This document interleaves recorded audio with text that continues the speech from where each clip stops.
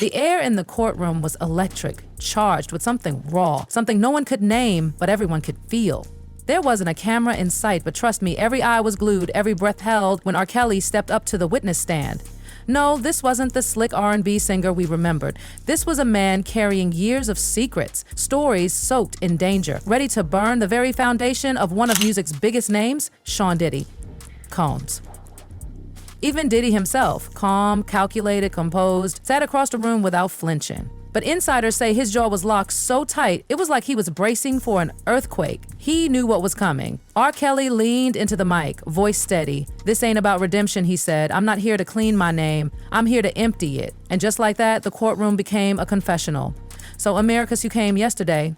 It just didn't hurt. Of course, yes, and I believe that the only people who have been affected, the walls absorbed every word like sacred gospel." He painted a horrifying picture of America's prison system, not just as cages and concrete, but as a shadow world where certain names carried weight, where whispers moved mountains, and where Diddy's influence, it didn't just echo, it ruled.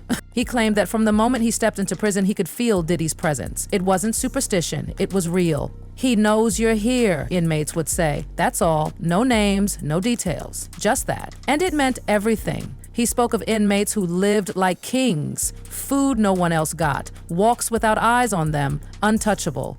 When he asked how, they all said the same thing. It's handled. And handled by who? That's when he dropped the name that hit the room like a thunderclap. Sean Combs. But it wasn't just influence. R. Kelly alleged Diddy had personal, emotional, and physical relationships with inmates. Men moved across the system like chess pieces. Guards helped. Transfers happened overnight. No paperwork, just power. He told the court about Rick Coleman, a man who followed strict instructions and once whispered to Kelly, "He wants you to cooperate. It'll go easier if you do." In the whole room, silent. The judge shifted, jurors turned pale. It wasn't just testimony, it was revelation. Some prisons, R. Kelly said, aren't about punishment, they're about power. He went further, into the system inside the system. Guards passing folded notes. Strange transfers. Inmates arriving with zero records but total control. Sunglasses indoors, phones no one else had, plants, he called them, messengers. At Victorville, an old-timer told him, "Combs don't like resistance, he prefers agreement." 2 days later, the man vanished, gone. Then came the burner phone, smuggled in, wrapped in paranoia. The note inside, "Silence is survival, we still got years." Let that sink in. R. Kelly saw patterns, men wearing the same shoes from another prison, names denied yet known. A cycle, a loyalty machine powered by secrets, not money.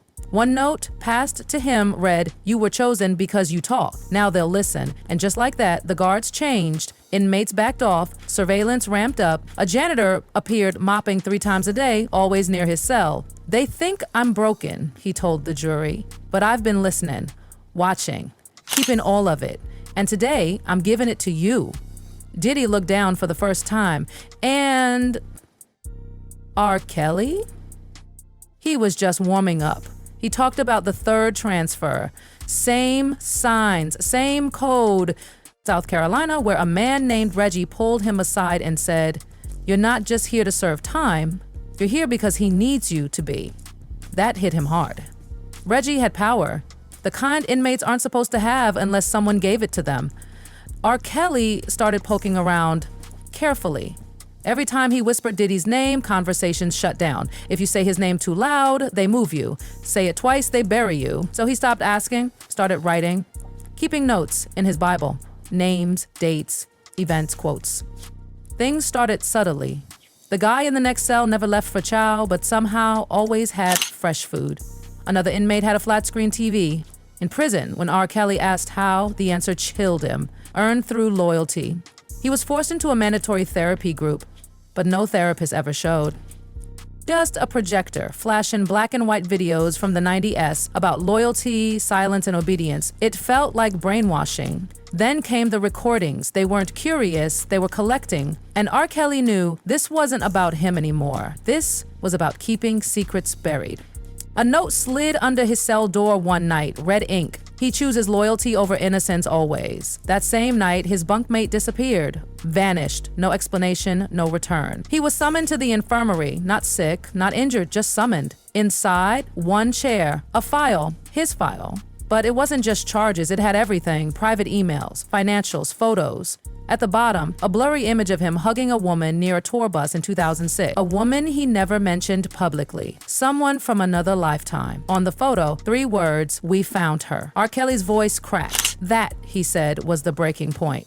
This wasn't about prison anymore. It was about ownership, he said. They wanted me in pieces, so broken I'd beg them to put me back together. And for a moment, he almost did. He admitted he was this close to picking up that phone, calling whoever he had to, begging to play ball, promising silence. But then I realized they didn't want silence. They wanted permission. From that day forward, he began writing in secret. Scraps of paper, mental notes, memorizing faces, dates, and conversations, because even if he never got out, the truth would. And then came USP Atlanta. This was where, he warned the court, the real nightmare unfolded.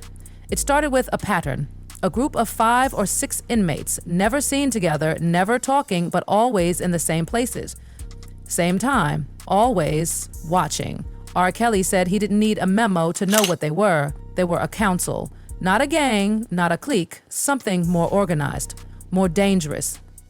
They didn't need phones, didn't need guards. They had freedom, and he knew why. They were the ones holding Diddy's secrets. One night he was ordered, not asked, to report to the chapel. When he walked in, 2 men were already there. One handed him a folded piece of paper, no words. Back in his cell, he opened it. If you want peace, play your part. If you want war, tell your story. His commissary suddenly filled up. New mattress, books he hadn't ordered.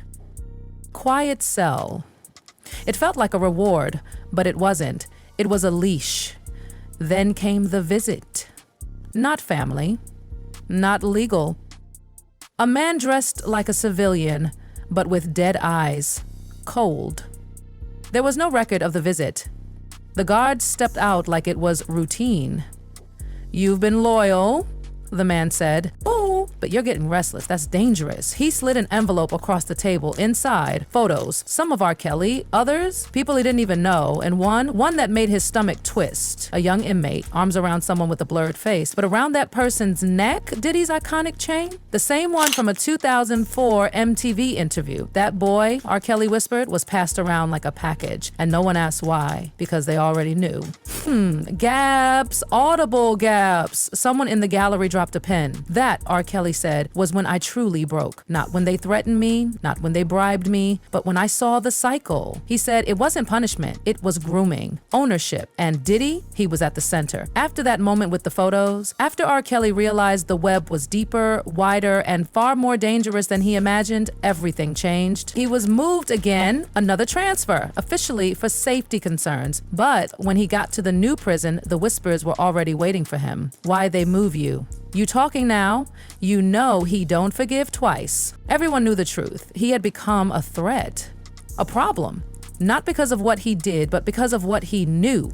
So, R. Kelly looked the judge in the eyes and said something that melted the room into stunned silence. "I didn't end up on this stand because I'm brave. I ended up here because silence was killing me slower than prison ever could." And still, he wasn't done.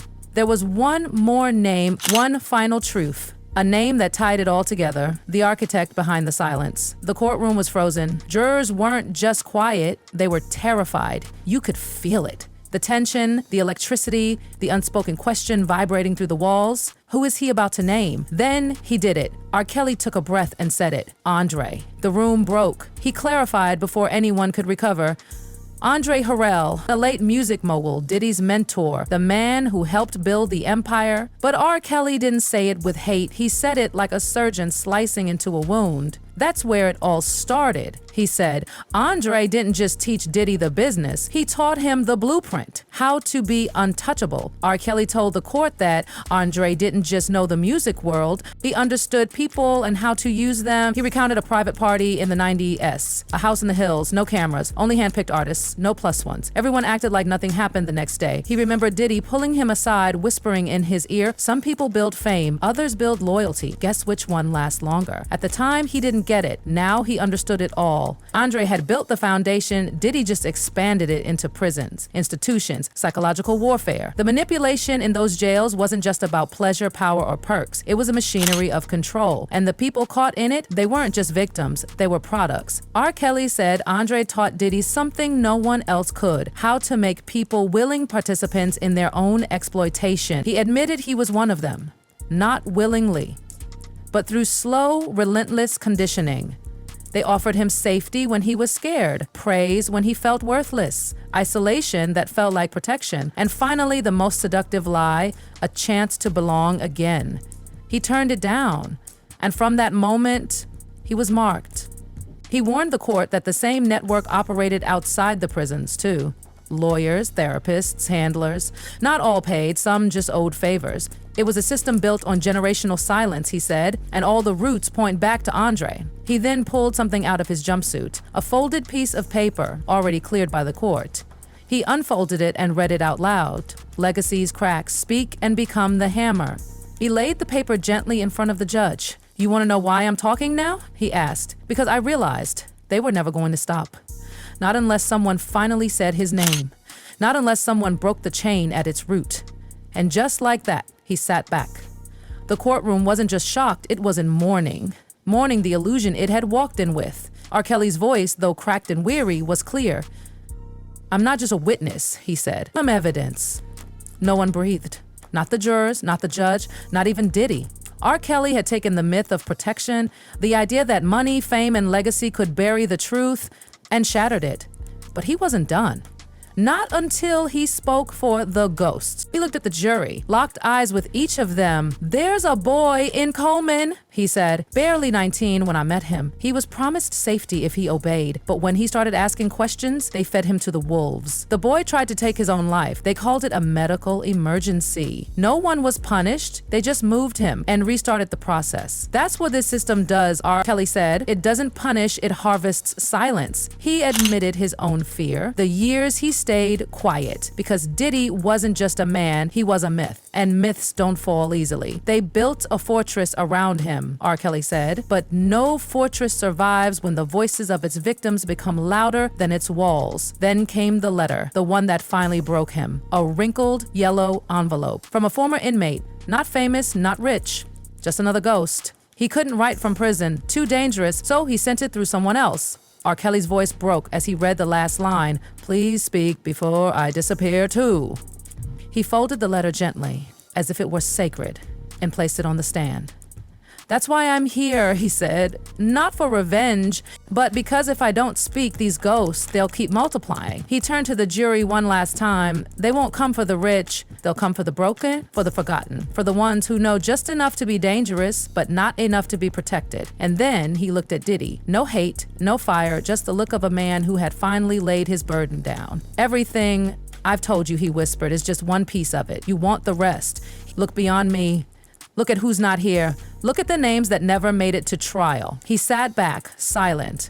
And for the first time since it all began, Diddy turned his head, slowly, deliberately, and stared right at him. Neither blinked.